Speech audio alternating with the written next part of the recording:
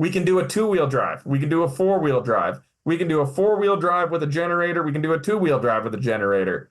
The axles are $5,000, while doing a two-wheel drive knocks $5,000 off the price. For a cat diesel generator plus the back end, you're buying a new small diesel motor. That's not a cheap part. If inflation goes up, the cost, our parts are going to go up, the kit's going to go up.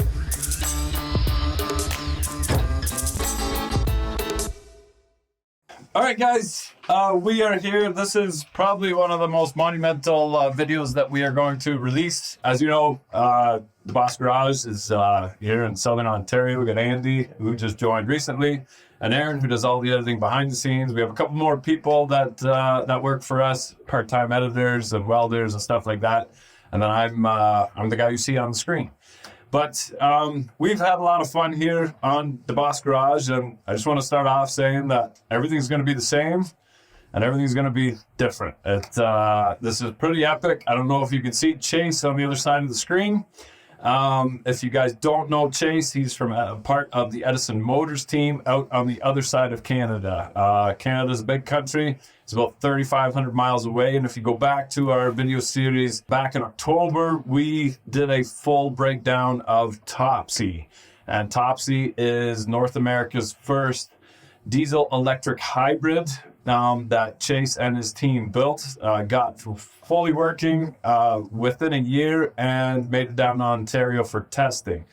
And we got to know the guys very well. We've been following each other on social media for a while, and we really just hit it off and started talking, and that led to this announcement. And I'm happy to say that we will be joining the Edison team and taking on a whole new venture. So first off, Chase, thank you very much for the opportunity. Thank you so much for thinking of us, and we are very, very excited. So I literally couldn't think of a better group of guys to be working on this project with. Yeah, so it seems like in the automotive community, it's just like you meet people, even though you've never met them before, you finally meet them after a while of chatting online and whatever, and you just hit it off. And you guys are kind of salt of the earth. You guys are hardworking guys. I cannot give you enough credit for building a truck in a Quonset hut, because I would have left. I would have said I'm out and done, but you guys did it to prove a point. And yeah, you built a fully functioning diesel electric hybrid semi, and you thought we could put a little bit of help into that. Not that part of it, but you're into a new venture. So we're on to a pickup truck right now. Everybody has been asking, when are you guys going to do a pickup truck? Like, you're retrofitting the semi trucks. And we looked at it, and now I'll admit, I know semi trucks, hands down, in and out. I'm weak on pickup trucks. I got a core knowledge, but I don't have the strength.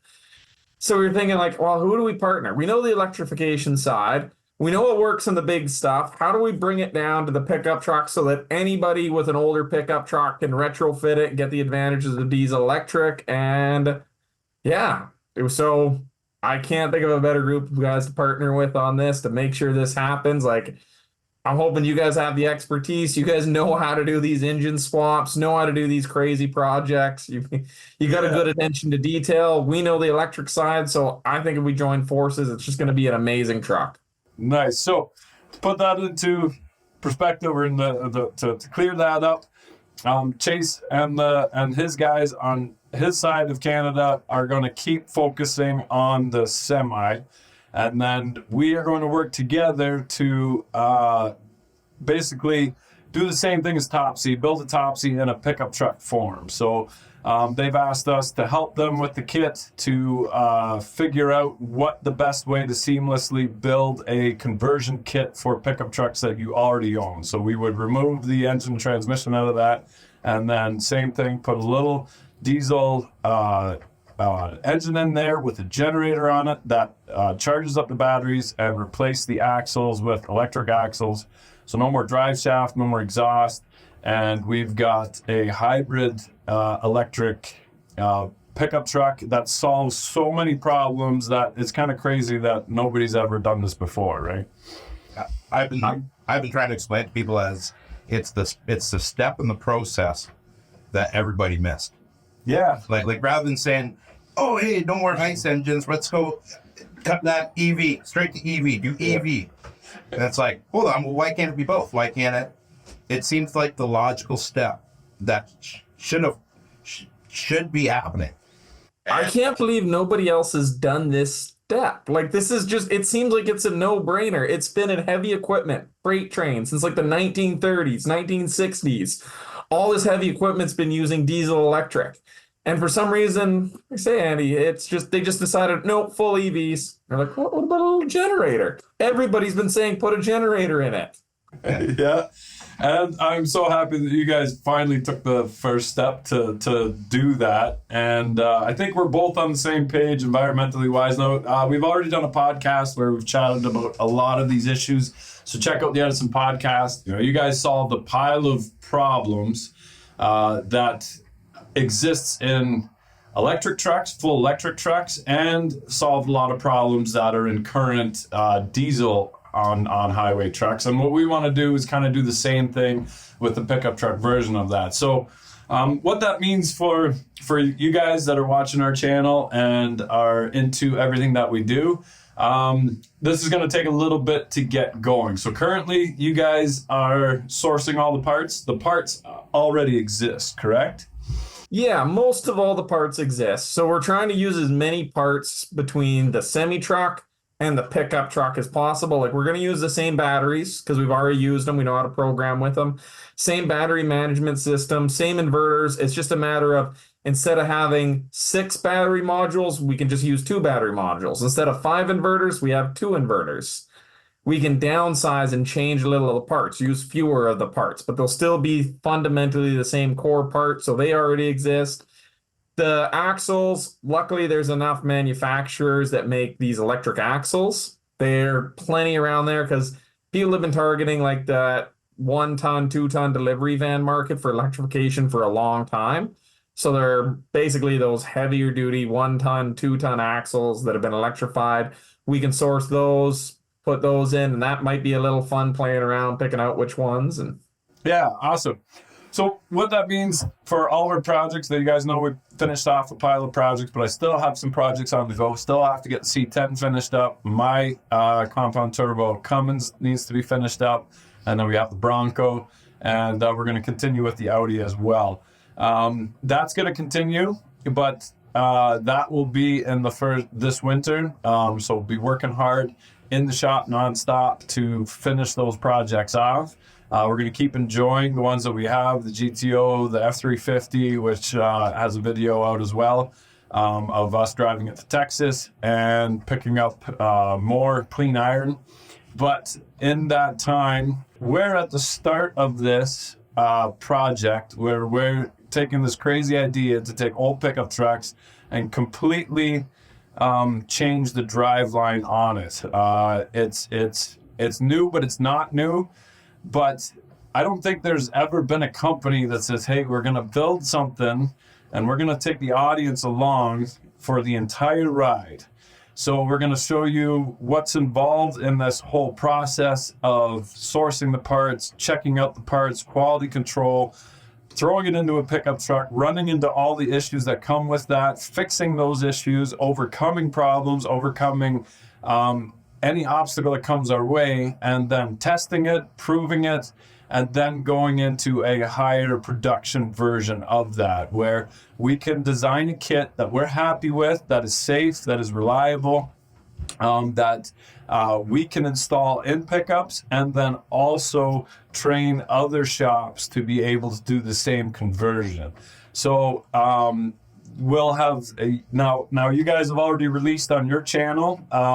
You guys already have a lot of interest in installers as well.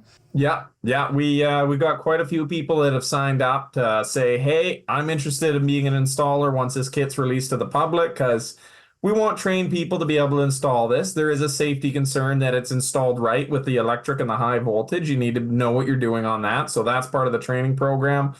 So really, we're going to be showing the whole thing in through here across the project. It's exactly what you say. We're going to be talking about those thought processes, and we've already been having a lot of internal debate. Where do we stick the batteries? Do we put them in the box?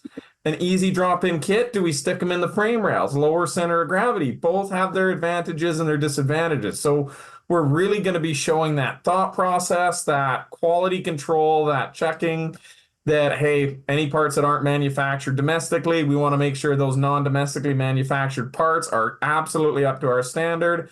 Show the install, show that level of expertise, because you guys are coming from a non-EV background. We've got a lot of great EV tech, so it's going to be showing that, hey, this is how the training, like, what do we need to make sure that people know? What do we need to be training these future installers when they come in? So what we do together is going to set the groundwork for what the other installers are going to be going through. So what you're doing right now is taking pre-orders?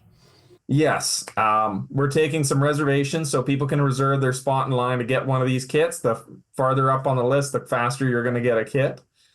And it does two things. Number one, we're fundraising the entire project through that. That money is going towards building these first trucks, because we've raised the money and we've done the truck sales on the semi trucks. But obviously, the sales on the semi trucks, the money from that has to go to the semi truck build. We can't use that customer's money to fund the pickup, even though I think the pickup will be quicker to market for large production. The other cool thing from the business point of view is, so we're looking at raising some money to build a factory, build a shop. One of the things that investors or banks and finance people want to know is, do you have confirmed sales? If we're going to give you some money to go and build a shop so we can get out of that tent, we need to see that you have an actual product that people are willing to buy, you have confirmed orders, and having people put down $200, $250 on a reservation absolutely shows that the bank and the finance people that, no, this is a confirmed product, this is something people want, they're willing to already put their money down on it. Those are verified sales. We can use those sales as future collateral to help get it into production. So not only do they help build the project pickup that we're working on together, we're going to be able to use that as confirmed sales in order to start the production part of it. So it kind of hits on both sides of it. That's kind of just a little bit of the business one. See, when we did the semi trucks, we did reservations, and we had 1,000 companies sign up for reservations. They put down the amount of trucks, and it was like 13,000 trucks that they could potentially have. And we said, look, we need to build a facility. Like, once we get to market, this is what we're looking at. And the finance guy said, well, how much did they put down? And we said, well, nothing. We didn't charge anything because the truck's not actually ready yet. We'll charge people once we're in production. And the bank said, no, we can't do that because you're not in production. Like, you don't have the confirmed sales. So you need to be able to get somebody to put some kind of deposit down so that we can give you the money to build a facility to deliver the trucks. And we found out that's why all these companies do pre-orders for everything. It's not to all guarantee the thing. It's so that the bank can see that there's a verified product. It's like when people do pre-orders on video games, what they're actually doing, your early release, is that video game says, hey, early edition, we have so many people pre-ordering, reserving. Can we get finance for the actual game? Because look at the sample customer size. The bank says, okay, if there's that many people pre-ordering, then this many people must order. So that's kind of the interesting logic that we've learned in the last few months. Yeah. No, that's excellent. So I just learned that. So you're ahead of the game. Yeah. So this means it's been interesting because we have a pile of fun on the Deboss Garage. We just went on another epic road trip, went down to Texas, came back again, overcame some problems, and met some other more really cool people. It's very laid back. Now, we work really hard. Aaron and I put in easy 80 hours a week. Luckily, we work from home, and we're still able to manage family time and work time. And Andy's joined lately, so he's not full-time. Like, he's pretty well full-time, but not full-time. We're pretty casual yet, so I'm not working 80 hours a week. Depends on the week. But it is a lot of fun, and I get to build some of the coolest stuff that my imagination lets me take on. The Audi's insane, the tank and all that, but also reading a bunch of books and reading back on the Avro Aero. It really hit me probably about a year ago, where I do think I'm born in the wrong time. I don't know if you guys know that, but there you get that feel from it. I think I'm born like 40 years too late. I think it would have been, anyway, The Avro Aero was a supersonic jet that Canada built. It was 20 years ahead of its time.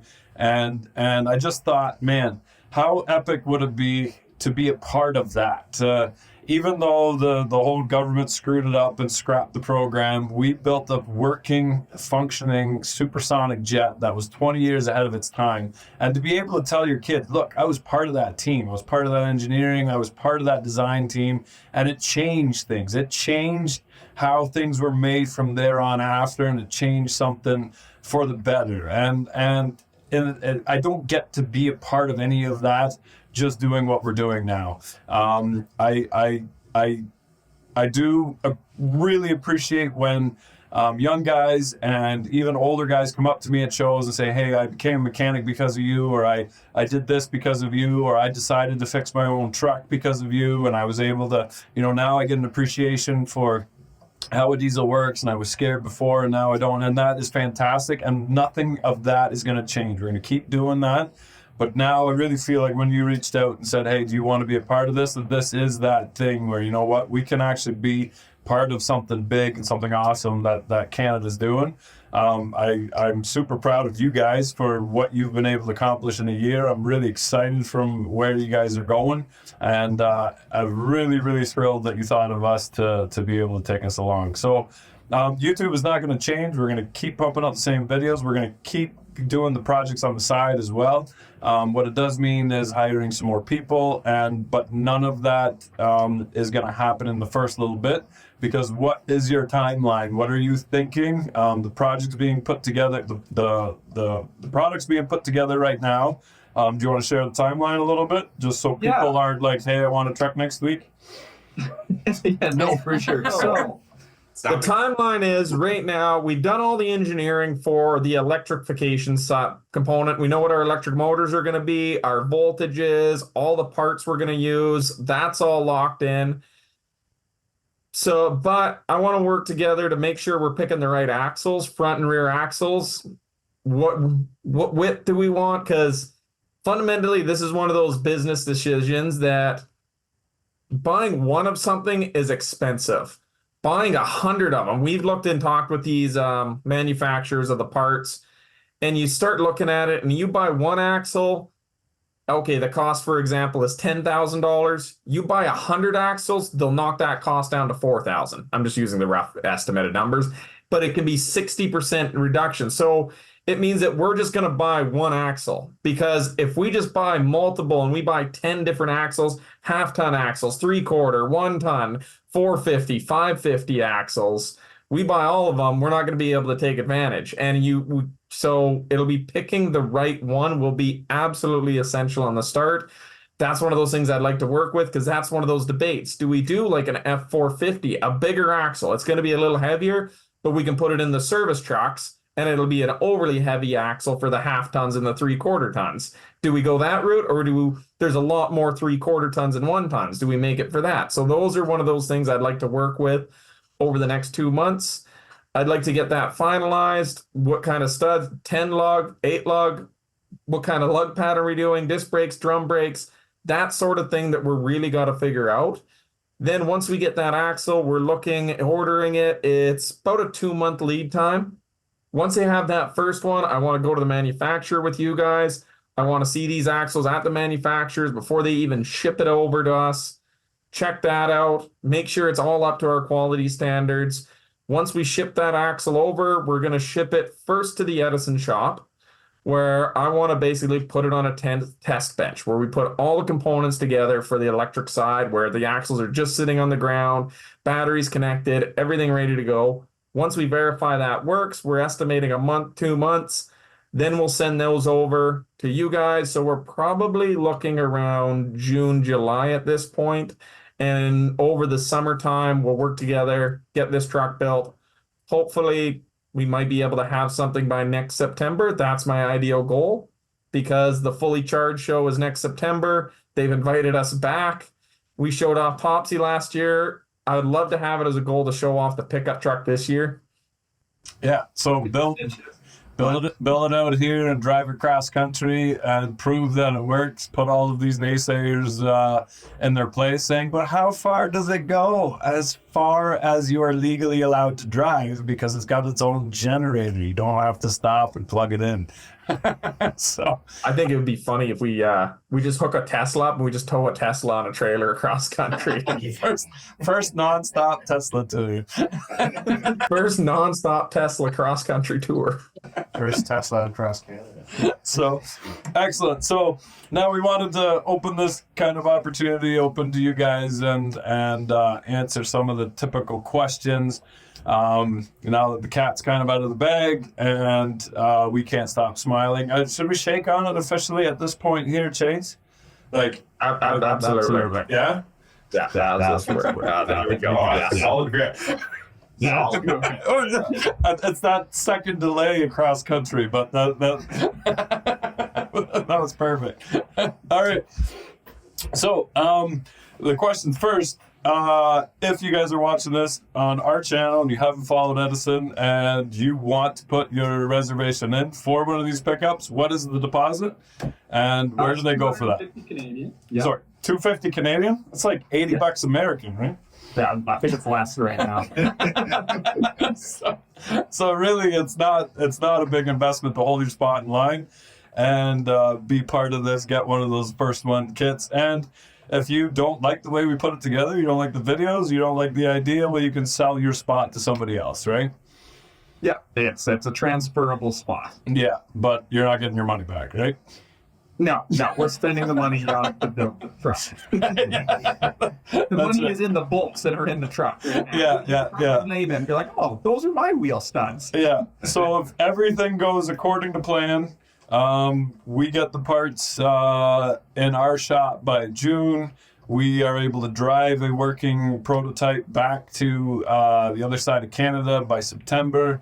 When can we realistically start production on customers' reservations? Yep. So the next step behind that would be once we get it, I want to put it through our normal 6-month testing thing. Yeah. I like to leave it, 3 to 4 months minimum before we start it. We run it. You guys take that truck back with you, find out what works, find out what doesn't work. Do we need to change anything? Then what we do is we reach out to those installers, the other installers. Then we come through the training program. So me and you will work. What did we learn from this build? What do we want other people to learn? How do we set up that training program? It's probably going to be a month-long training, month and a half long. We come teach these mechanics about EVs, EV safety, proper installation procedures. We take them to our Edison shop, or they can come to your shop, or we can come to their shop, however that works in the future. Yep. We then train them on their first kit. So they take their first kits, we train them up, they take those kits back. Once we're happy that they can install it correctly and safely, then we open up the kits to the public and we send them to those first certified installers and say, okay, these people have been trained up. They know how to install a kit. The kits are available to the public. We're going to send you to the closest installer to you. They'll put the kit into your truck. And we're estimating it's probably 2 years before that happens, a year to build the first truck and a year to train up enough installers till we can get to the point where we can start shipping all the kits out. Okay. And what trucks are you aiming to do the swaps on, even initially? So I really liked your idea of the semi where you built a logging truck. And everybody's like, well, why did you build such a heavy truck? Why did you build a logging truck? And there's a simple explanation for that, right? I wanted to build the toughest truck. I feel like if it could survive logging and the most brutal conditions, it can survive lighter app. Yeah. Now in the pickup truck, that's something that I'd love to get some people's feedback, and maybe we need to pick out what truck we're going to do, because there's so much debate and all of the answers are great. Like someone said, do a tow truck.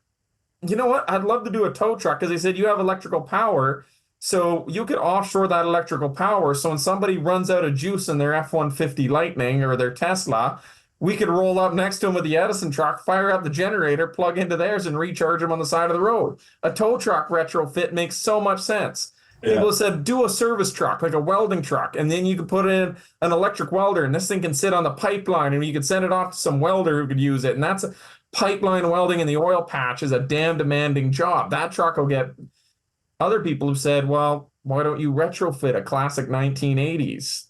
It gets poor fuel mileage. It's got an old engine. It's not a lot of power from that, or 1960s truck. It had 100 horsepower. It gets terrible fuel mileage. I just want a high power, low cost, old classic to drive. Other people have said, do a newer truck so that you show you can do a newer truck. And I don't know. All of these have great arguments. I don't know what to do. So we will leave that in the comment section for a while. We'll keep taking your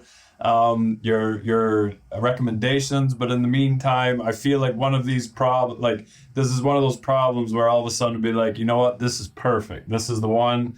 This is like, we both need to agree on that, but I'm sure will come to light eventually, whether we're looking for it or not. But the first, I want to go back to the semi where you said we built a logging truck because your competition was only 2 makers, right? If you built a normal semi, you're competing against every manufacturer out there who is already getting into electrification. But with the logging industry, it's only Kenworth, and who's the other ones? I mean, you got Kenworth and Peterbilt, PACCAR, and then you got Western Star. So you really got PACCAR and Western Star. They're the 2 loggers. Okay. So there you go. Now, if you're into that market, you're like, oh, well, you're already standing out, right? Now, there's already half-ton pickups. There's already Lightning, the Rivian, and Dodge is coming out with this hybrid version as well, right? Yeah, Dodge is coming out in the half-ton, but I have been beating my fists off the desk being like, no, the electric is great for torque. The generator makes sense. Like, pickup trucks are meant to work. Like, build a work truck. You don't need high torque. Like, what is the point of having a 500 horsepower pickup with 8,000 foot-pounds of torque to haul Timmy to soccer practice on the weekend? Like, no, I want it as like a hot shot. Those balls are heavy, man. The soccer ball, you lifted them, they're heavy. You got a whole bag of them in the back. You need a pickup truck. I mean, that's fair. That's fair. So going into the one now a big disadvantage to full electric is that they don't tow very well, right? So the Lightning is actually, Ford is cutting production on the Lightning because they can't sell them. And it's funny, we're in this unique position where we have YouTube and we have an audience, and Hoovie's Garage bought a Lightning, and I think he hurt Ford sales so bad. He towed his Model A, I think, with it, and it dropped the range by like 60% or something like that. And he just said, I hate this truck. He sold the truck, and a bunch of bad press that way. Now, we solved that with the generator, obviously. If the generator will charge the batteries as you go. If you're towing, it will run more often than it will if you're just cruising along on the highway. But with the 1 ton, I don't foresee anybody else coming out in the 1 ton and up market with a full EV because it still doesn't make sense. Do you agree? Oh, I agree. A full EV 1 ton would be way worse. Like they did the F-150 because they're like, yeah, most people don't use an F-150 to tow.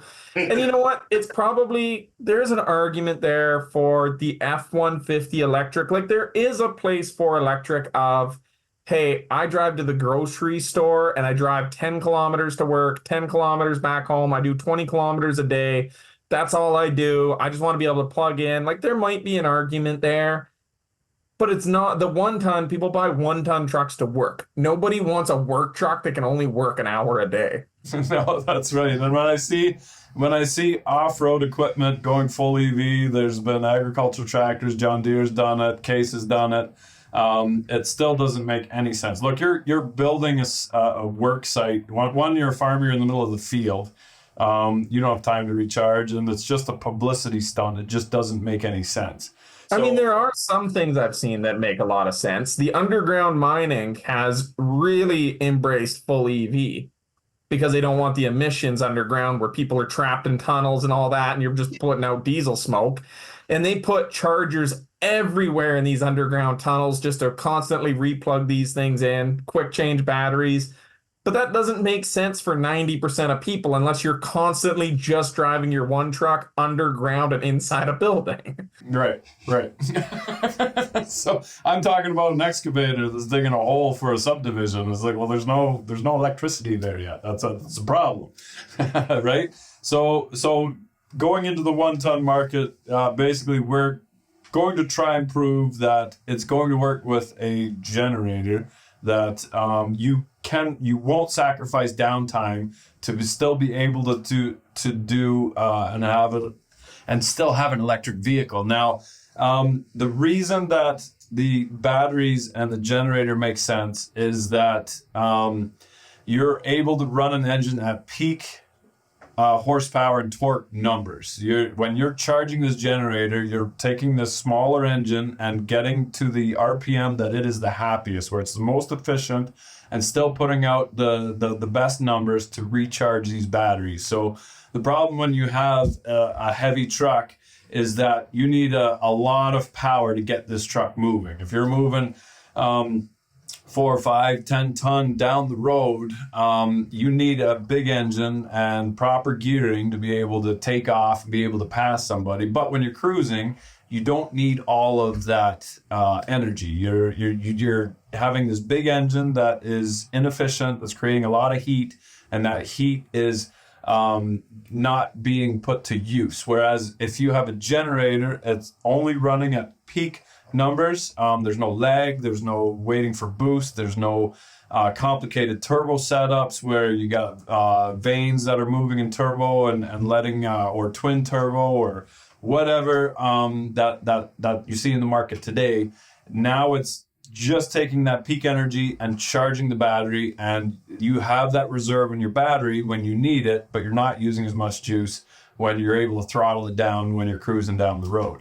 On top of that, you're still able to use regenerative braking. So every time that you brake, you charge the batteries as well. So less wear and tear on your brakes. And especially when you're pulling a trailer in that, you're able to recoup some of that energy to store that in the battery again. So you've seen significant fuel savings through that setup on Topsy and on Carl, correct?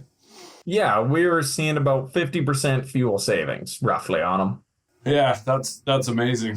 Logging, it can go up to 80%. Highway driving, it can go maybe like a 5-10% fuel savings, because highway trucks get up to speed, they stay at speed, they can gear their engine where their motor's running. It doesn't make as much sense on a highway truck. Logging, you can almost see 100% fuel savings on the right logging haul. You're going uphill empty, you're coming downhill loaded, you're recharging the batteries when you go down. Yep. Loaded, you go back up empty, you almost never have to fire the generator up. But for average like city driving, heavy city vocational driving, yeah, you're seeing about a 50% increase in fuel economy. And then you're getting crazy increases for work trucks that are on site running external power equipment, something like a welding rig. We could run a welder off the truck's batteries, and a welder is a perfect example. Huge peak power demand when you're actually welding. You can hear those welders lug down, throttling into it when they're actually welding, and then it goes to an idle. But 75% of the time a welder's actually out on site, they're not actually welding. With this, the battery only produces power when it welds. Like, you could almost run an entire 12-hour day totally quiet off the electric power. Maybe the generator fires up once for 20 minutes. So you're using 20 minutes of fuel versus 12 hours of idle fuel. Yeah. Yeah, that's amazing. Now, I know another question before we get too far is, how much is this going to cost? And I'm going to say right now it's too early to tell. Again, it depends on how many people put in reservations, what kind of problems we run into. Now, there's going to be legal issues involved with this. We'll take you guys along with that too. Safety concerns, what happens in a rollover, what happens if what this, what happens that, what happens when somebody does something so stupid that it's completely unfathomable. Why would they have done this? But somehow we're on the hook. So all of that gets factored into these builds. And right now we can't say how much is going to cost, but you're hoping for a third of the cost of a new truck. That's kind of the goal, right? We're hoping for a third. That's where we'd like to be. Might be towards a half the price of a new truck. that's the target range where we're going to be. And of course, it's going to depend a lot on the installation cost. Doing up some trucks is going to be way more expensive than other trucks, like the welding rig or the tow truck. If we need to put in an external charger, or we got to interconnect the weld, the 3-phase welder, that's going to be a little bit more expensive. And with just the way that prices are changing so crazy that when we hit the market in 2 years, I can't predict it. Because to give you an example, when we started Edison Motors, the battery cost has dropped in almost half from when we started. The first time actually a little bit more. The first time we were looking at batteries, we were looking at about $84,000 for the batteries on a truck. Like, oh, okay, that's a little pricey. Now we're down to about $40,000 for the batteries on a fully as many batteries as like the top end semi. Like, the prices are dropping like crazy on some things, but other things are going way up. And you're like, why the hell is a bolt that used to be $1 now $3.50? So I can't predict this. The cost is roughly going to be half the price of a new truck. And that's what I've been saying, is because if all of a sudden inflation keeps going up and our parts get more expensive, then the trucks in the market at the day will get more expensive, and it'll still be about half the cost of that. Where if I came out and I just said, oh, the cost is going to be around $50,000, and then we find out that the cost is $55,000. People are like, you said 30. I'm like, well, it's half. If inflation goes up, the cost, our parts are going to go up, the kit's going to go up. And it also depends. We can do a 2-wheel drive. We can do a 4-wheel drive. We can do a 4-wheel drive with a generator. We can do a 2-wheel drive with a generator. The axles are $5,000, while doing a 2-wheel drive knocks $5,000 off the price. The generator itself, you're looking at $20,000 for the diesel generator. Like, for a cat diesel generator plus the back end, you're easily $20,000-$25,000, because that's a new motor. You're buying a new small diesel motor. That's not a cheap part. Some people have said, like, isn't this kit going to cost like $10,000? And you're like, you tell me where you can get a brand new cat diesel, brand new axles, and the batteries. Like, the batteries are about, on the pickup kit, going to be around that $6,000, $8,000 range for the batteries that go in there. Yeah. Luckily, it's a hybrid. You don't really need that many. Your axles, you're looking at a few grand on those. Like, it does add up a little bit over time. So that gets rid of the audience that's like, look, this is something that I'm interested in, but yeah, $10,000 is completely unrealistic. But these are not also the people. We just, Scott, our engine builder at Northtown Machine, just rebuilt a 6.2 Ford, and they told him it's a 2019, so it's 4 years old, and it broke a valve spring, and from Ford it was $18,000 for a new 6.2 gas engine that is already being mass produced from Ford. So used engine from them was $11,000, and that's still, you are no better off than the day before it blew up. That valve spring could go at any time, and that's not the labor to install that yet, right? Now, if you're putting it into an older pickup, generally your drive line is shot. Nobody wants these old axles. Nobody wants a 350. Nobody wants an old 454 or whatever was in your truck. But if you're doing a newer truck, there is some recoup where you could sell the drive line or the axles that were under it to some degree, recoup some of your money that way. But that's all, again, that's all up to installers, and all of that comes later, and we'll deal with that then. Well, and that's why I want to be in that 450 size. Ideally, for my personal thing, if I'm choosing axles, I'd like to be up in that heavier 450, because you can put a 450 axle into a 350 or a 250, but you can't put a 250 axle into a 450. Oh. And the reason is that a lot of this market, I foresee, just in my prediction, being those guys with the service trucks, the tow trucks, the people that use these things every day, day in and day out. A 50% fuel savings is huge at the end of their month for them. There's an economic advantage. And if you just did tow trucks and service trucks alone, you would rake it in. But those things put on high mileage. Within 5 years, they've got 400,000, 500,000 kilometers on those trucks within 4 or 5 years. They're putting 100,000 K a year on it. Well, now at 400,000 or 500,000, everything from the start of that truck, engine, transmission, rear ends are all starting to wear out. So they could run it till a major component goes, drops a transmission, drops a rear end, and they're looking at it, well, everything's worn out. I got to go back to Ford and I got to spend $100,000 on a new chassis. Plus, I got to take my rigging off, put it onto the new truck, all that rigging. Okay, well, I'm going to be 150 grand by the time I'm said and done. Oh, for 50 grand, I can go in and get the Edison pickup. I'm saving a third of the cost of that new F450. I've got a more efficient engine. I've got a more reliable thing because it's running as a generator, electric motors. Like, that's that target sale that we're going to have to be in when we're starting out. And your seat already has your ass cheeks molded into it, so you don't have to like redo that seat. Don't forget about the ass cheeks. That's a good point. So now Canada just started a law, or we just passed it, that 2035 no more ICE engines. Are you worried about any of this? What does that look like to you? I mean, the only way I'd be worried is if they were dumb enough to follow through with it.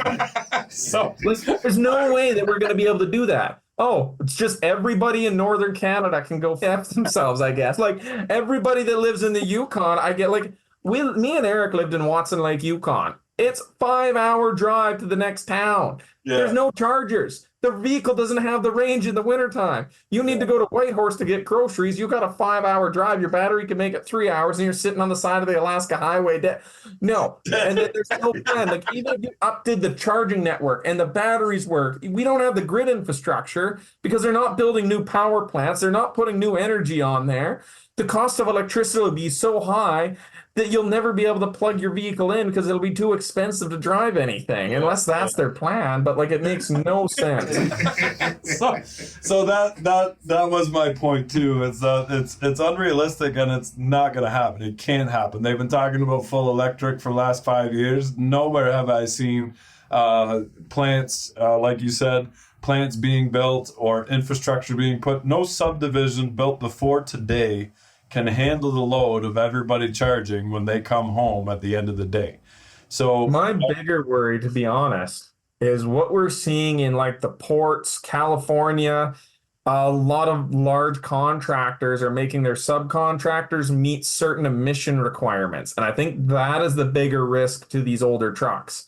We've already seen it with like Trans Mountain Pipeline, Port of Vancouver, California. They're saying, hey, if you're going to be working on our site, you need to have an engine that's Tier 4 compliant, whether you retrofit your older truck or your newer truck. So being able to say that, hey, we retrofitted our truck to be an electric means that, yeah, you don't have to go out and buy a brand new service rig for like, they're $300,000 for like an F550 service rig now.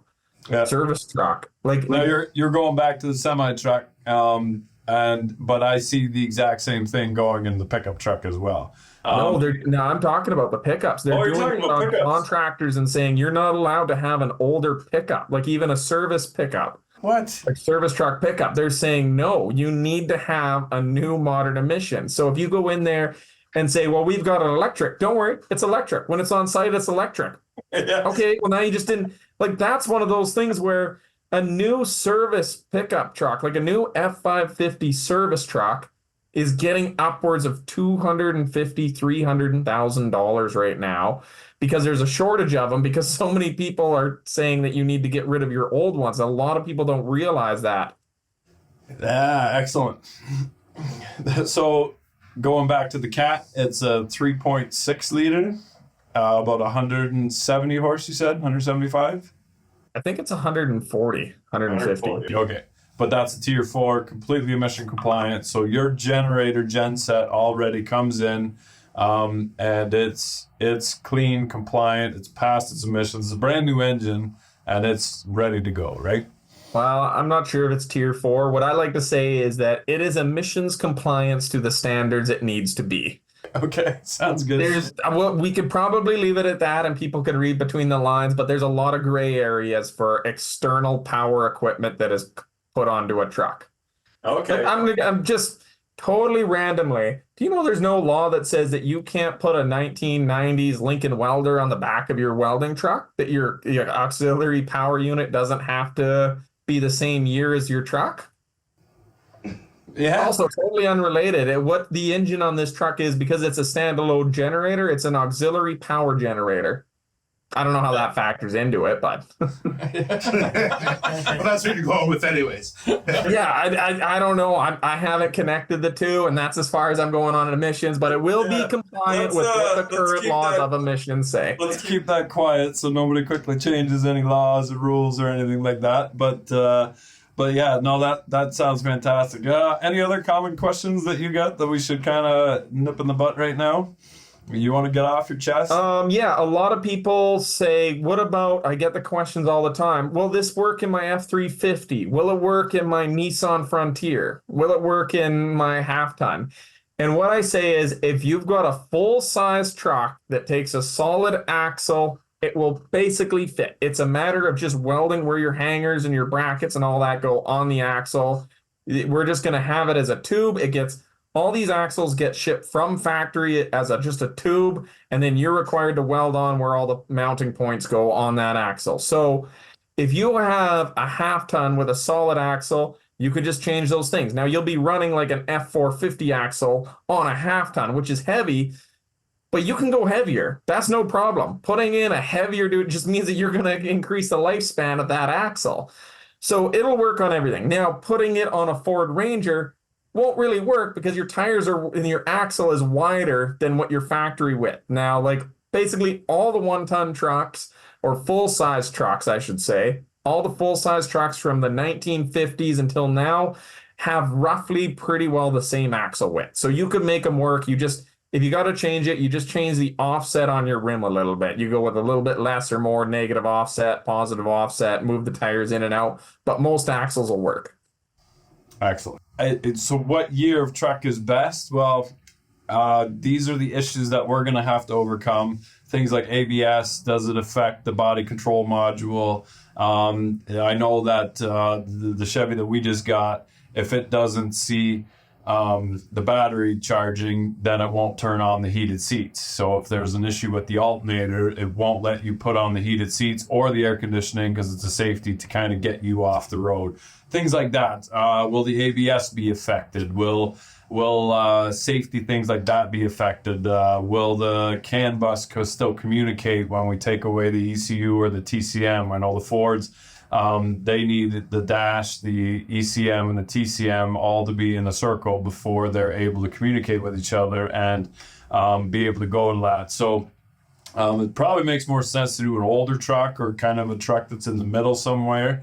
And then we'll try and hash out those details. Now, you also have the high school challenge going on, correct? Where we're building, and I see you light up because what is the high school EV challenge other than a recruiting program for super smart kids who know how CAN buses work and how to hack into computers and change all this stuff? So, so if your kids aren't into this high school challenge yet, absolutely motivate them to. We're sponsoring the local high school here, so I'll be headhunting down in our high school, seeing which kid I mean, that is the best way to do it. Is just sponsor a challenge and then take the brightest kids that did the best in the challenge and be like, all right, you're working for us now. So challenge. Exciting news. The container has been shipped out. We ordered them from China because China is the only place that makes these parts. But it got shipped out here yesterday. So we should be seeing it second week of January. I think it's scheduled to arrive in the port January 11th. Clears the port, so we're hoping to have that to the high schools beginning of January, and we'll be filming a lot of helping these kids build the cars and go through that. Yeah. So anybody who doesn't know, it's just a challenge to build a go-kart and then race each other and do different challenges with it, polling challenges, longevity challenges, all that type of stuff. So definitely stick around for that. But we're not chatting about that. We're still talking about the trucks. One of the questions we get a lot are, how are you going to be powering things like the power steering, the air conditioning, the power brakes? And the basic answer to it is that people make these parts to be electric for electric vehicles. They're quite common to find now. So it's an electric AC unit. Like, Your house doesn't run a diesel powered engine for your house AC. They make electric house ACs. Yeah. They make electric vacuum pumps for the brakes. Like Teslas aren't driving around with manual brakes. Electric power steering, that's just an electric hydraulic pump. So the basic answer to is how are you going to make this work if it's on an electric vehicle? The answer is always electric power. Yeah. And same with power packs, anything hydraulic, any crane on your service truck, any stinger, any auxiliary PTO, it's all just put an electric motor in front of it, right? Yeah, but that's where I say, like, people follow along on this process, watch it, because we're going to be filming and we're going to be documenting how we deal with all these things. Where do we mount these things? How do we install these things? It'll be all shown through a series of videos. So if you have questions about how is this going to work, just stay tuned. We will show you how it works. Yeah. At the same time, YouTube is an amazing place. It's an amazing community. I hope that your guys' comments, and I believe they are, now that you've got a working prototype that pulled the friggin' tank around, that the comments are very positive. I know our audience, we love our audience. They're very technical. They're very, to be able to follow along with some of the stuff that we build. You kind of got to know what you're doing. And I always read the comments, and I've learned from the audience as well. And that's kind of the amazing part that we get to do right now, is that you guys get to tag along as well and put in your input and say, hey, you know what, you can get this body control module to talk if you do this, or you need to do this in your whatever to make the computer unlock, and you know what, call this guy because he's done that before in a different way, and we really do appreciate every one of you guys for doing that, and we hope to really take you guys along and give you guys credit for that as well. Oh, I got to admit, like when you say it, like the people in the comments in the community for Edison Motors have been fantastic. When we run into problems and we're like, hey, we're thinking about this or this, people that are experts leave comments down in the comment section, or they reach out, or they'll make their own video and be like, hey, let me explain some cool things. They're like, and we're like, you know what? We didn't think of that. That's actually pretty brilliant. Yeah. Like, because you think about it, is that we're a small team. Like right now, we got about 10 of us working on this project. In the comment section, we'll have hundreds of people's worth of knowledge that we can tap into, we can acknowledge, we can talk with, and like all of a sudden that brings our small little grassroots engineering people to thousands of experts in the comment section that are, yeah, some ideas are, yeah, okay, some ideas are terrible, and some ideas are absolutely fantastic, and we never would have thought of it without it. But the fact that people actually help, I view as a really, really positive thing. Yeah.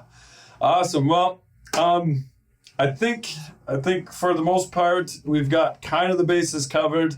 We've got kind of the timeline out, so you don't have to ask, when is this happening? When is this happening? Definitely follow along. Things are moving. Things have been moving for the last couple months already, and in your guys' case, a couple years already.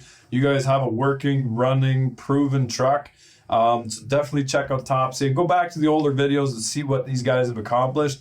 Where are you guys with Topsy with getting manufacturer status? Because Topsy is in Ontario right now, correct? Yes. So, I mean, I haven't said it publicly because I was waiting until I can actually get out and film it going on. But Topsy has got its approval now. So it's now got an actual registration and a VIN number issued so it can be legally driven on the road. The only last step we got to do now is after Christmas, we'll go out there, we'll round out the last few things, go through the last few of their things in Ontario. We ship it back to BC. All they got to do is cite that the VIN number is on there and that is the truck at the insurance place, and then they will give us our BC license plate for it. So we're good. We've submitted everything. We now have made an actual truck as a manufacturer. Congratulations, man. That is epic. So are you driving it back or are you towing it back? We have to tow it back because it needs to be cited in BC. It's a weird rule. It doesn't matter the pictures. You need the actual ICBC insurance person and the actual inspection facility to cite the vehicle. they cannot do it remotely, and because it's registered here, it has to be cited here. So You can't fly them out. no, I actually asked that. I legitimately, I'm like, can we just fly you out? I will pay for your plane tickets because that'll be a sweet road trip. And they're like, no, it has to be done at the office. It's a legal requirement. Whatever. But whatever. At least you explained that. Yes, we have to tow it back, but this is why. So awesome. All right, guys. I hope that you guys are excited as we are. This is probably the biggest deal that I've ever made. Yeah, this is, it's hard to take it all in, but this is pretty epic. I'm really looking forward to the year ahead. Traveling with you guys to the manufacturer, working out the kinks. I'm sure we'll be going out your way a little bit. You guys will be coming out our way a little bit. And really excited where we're gonna be a year from now. So, me too. I think we're gonna change the industry here together for the way that these things are done. So that's exciting. Awesome. All right, guys. Thank you for watching. Thank you for commenting. Thank you for your support. And definitely don't go anywhere because this is probably pretty monumental. So, you guys got anything else? Yeah. Congratulations, man. Looking forward to it. All right, guys. Merry Christmas. And if it hasn't been already, Merry Christmas. Happy New Year. And here's to the new year. There we go.